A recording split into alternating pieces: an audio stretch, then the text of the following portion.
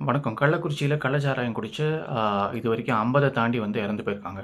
இந்த சூழல்ல தான் சமூக போராளிகள் அப்படின்னு தங்கள தாங்களே சர்டிஃபிகேட் குடுத்துருக்கக்கூடிய இந்த திரைத்துறையை சார்ந்த இந்த பிரபலங்கள் வந்து இந்த கள்ளக்குறிச்சி சம்பவத்துக்கு இவங்க வந்து திரைத்துறையை சார்ந்தவங்க வந்து மனசார இதுவரைக்கும் ஒரு வருத்தம் கூட தெரிவிக்கல. இந்த சமூகம் வந்து இந்த திரைத்துறையை சார்ந்த வந்து சேர்ந்தவங்கள இல்லாட்டி இந்த நடிகர்கள வந்து எங்கிருந்தோ வந்த தேவ தூதர்கள் மாரி தான் வந்து அவங்கள வந்து ஆக்கி வச்சிருக்கோம். அதனால இந்த சமூகத்துக்கு அவங்க வாயால சொல்ற ஒவ்வொரு விஷயமும் ஒரு பெரிய பேசும் பொருளா மாறிடுது. இந்த 2 திராவிட கட்சிகளும் இந்த திரைத்துறையை சார்ந்த இந்த சினிமா பிரபலங்கள வந்து தங்களுடைய கருத்துக்கள வந்து பிரபலப்படுத்துறதுக்கும், தங்களுடைய சித்தாந்தங்கள வந்து பரப்புறதுக்கும் இவங்கள வந்து யூஸ் பண்ணிக்கிறாங்க. யூஸ் பண்ணிக்கிட்டு என்ன பண்றாங்கன்னா, அவங்கள வந்து ஒரு கைக்கூலியா வச்சுக்கிறாங்க. உண்மையிலேயே மக்கள் மேல இந்த திரைத்துறைக்கு வந்து பெருசா அக்கறை இருக்கிற மாதிரியும், பெருசா தமிழுக்காக தங்க உயிரையே குடுக்குற மாதிரியும் பெரிய பேசிக்கிட்டு திரிவாங்க. கடந்த அதிமுக ஆட்சியில வந்து இவங்க வந்து கூச்சல் போட்டது கொஞ்சம் நஞ்சம் இல்ல. இந்த ஸ்டெர்லைட் விவகாரமாகட்டும், இந்த தூத்துக்குடி லாக்கப் மரணமாகட்டும், இந்த மாரி நெறைய விஷயங்களுக்கு வந்து இந்த திரைத்துறையை சார்ந்தவங்க வந்து மேலேயும் கீழயும் குதிச்சு பெருசா வந்து கூச்சல் போட்டாங்க. அந்த டயத்துல நாமெல்லாம் இங்க வந்து மிக்சர் சாப்பிடவா இருக்கோம் அப்படின்னு சொன்னவர் தான் சூர்யா. இப்ப கள்ளக்குறிச்சியில 50 பேருக்கு மேல இறந்திருக்காங்க சூர்யா. இப்ப நீங்க என்ன பண்ணிட்டு இருக்கீங்க? எங்கேயோ ஒரு இடத்துல மிக்சர் சாப்பிட்டுட்டு இருக்கீங்களா? அதே மாரி தான் ஒரு மைக் குடுத்தா போதும், இஷ்டத்துக்கு வந்து கருத்து சொல்ல வேண்டியது இந்த ஆர்ஜே பாலாஜி. இப்ப எங்க போனாரு? இருக்கவோ இருக்கு இந்த திராவிட கட்சிகளுக்கும், இந்த திரைத்துறை சார்ந்த நபர்களுக்கும் இந்த ஹிந்தி திணிப்பு அப்படிங்கிற விஷயம். ஹிந்தி தெரியாது போடா அப்படின்ட்டு ஷர்ட் போட்டு சுத்திக்கிட்டு இருப்பாங்க. அதாவது மோடி படத்துல நடிச்சா நான் உண்மைய பேசி தான் நடிப்பேன். நான் ஈவேரா வழியில வந்தவன் அப்படின்னு சொல்லிட்டு கதைச்சுக்கிட்டு இருக்காரு சத்யராஜ்.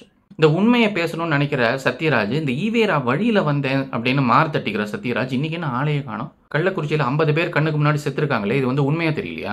அப்புறம் போதைப் பொருள் பயன்படுத்துறது எல்லாருடைய உரிமை அப்படின்ட்டு யார் சொன்னது? வெற்றிமாறன். அப்ப கள்ளச்சாராயம் குடிக்கிறதும் எல்லாருடைய உரிமை. அதனால தான் நீங்க வாயை திறக்காம இருக்கீங்க. அப்படிதானே? அது இதே மாதிரி தான் போன வாரம் ஒருத்தர் அம்பேத்கர் விருது வாங்கி மோடி அவர்கள வந்து அவன் இவன் கண்ணா பின்னான்னு அவரை வந்து பேசி, இந்த ஆட்சி வந்து நல்ல ஆட்சி தான் நடக்குது. இந்த ஆட்சியில மக்கள் வந்து நிம்மதியா தூங்கிட்டு இருக்காங்க அப்படின்னு போன வாரம் தான் ஒருத்தர் வந்து சர்டிஃபிகேட் குடுத்தாரு. நான் யார பத்தி சொல்றேன்னு எல்லாருக்குமே நல்லாவே தெரியும். பிரகாஷ் ராஜ். இதுதான் நல்ல ஆட்சியோட லட்சணமா? இப்ப எங்க போனார் பிரகாஷ் ராஜ்? இந்த கள்ளக்குறிச்சி மாவட்டம் மட்டும் இல்ல, தமிழ்நாடே வந்து இன்னைக்கு வந்து தூக்கம் இல்லாம இருக்கு. இதுக்கு தான் நீங்க வந்து போன வாரம் அவ்வளவு சர்டிஃபிகேட் குடுத்தீங்க. இவங்கலாம் இப்ப எங்க போனாங்க? ஏதோ ஒரு ஹை கிளாஸ் தண்ணிய அடிச்சுட்டு எங்கேயோ ஒரு இடத்துல மட்டையா இருப்பாங்கன்னு நினைக்கிறேன். அதனால தான் யாருமே வாய திறக்கல. கமலஹாசனுடைய கருத்தாகட்டும், அறிக்கையாகட்டும் இதுக்கெல்லாம் எந்த வேல்யூமே இல்ல. அந்த ஆளுடைய வீட்டுல, அவருடைய வீட்டு பார்ட்டிலேயே எல்லாருக்கும் கொக்கைன் சப்ளை பண்ணி தான் அவர் வந்து எல்லாரையும் சந்தோஷப்படுத்துறாரு. அப்படி இருக்கிற கமலஹாசன் கிட்ட இருந்து நம்ம வந்து வேற என்ன எதிர்பார்க்க முடியும்? இந்த திரைத்துறையை சார்ந்தவங்க மட்டும் இல்ல, இந்த சமூக போராளிகள் அப்படின்ட்டு தங்களை வந்து சொல்லிக்கிற இன்னும் நிறைய பேர், அதாவது திருமுருகன் காந்தி அப்படின்ட்டு ஒருத்தர் ஈஷா யோகா மையத்துல வந்து இந்த காடெல்லாம் வந்து அழிய போகுது, இந்த அங்க இருக்கிற யானைங்கள்லாம் வந்து அழிய போகுது அப்படின்னு பொங்குவார். அப்படியே 50 பேருக்கு மேல கள்ளச்சாராயத்தை குடிச்சு அழிஞ்சு போயிருக்காங்க. இப்ப எங்க பொங்க காணோம்? அதே மாதிரிதான் இந்த மதுவுக்கு எதிர்க்க வந்து போன ஆட்சியில வந்து இந்த பாட்டு பாடிட்டு இருந்தாரு கோவன் அப்படின்னு ஒருத்தர். அவர் எங்க ஆளையே காணோம்? பாட்டு பாடுறதுக்கெல்லாம் யாரும் பணம் கொடுக்கலையா அவருக்கு இந்த வாட்டி? பதிவோட இறுதியா இந்த அரசியல்வாதிகள்லாம் விட்டுருங்க.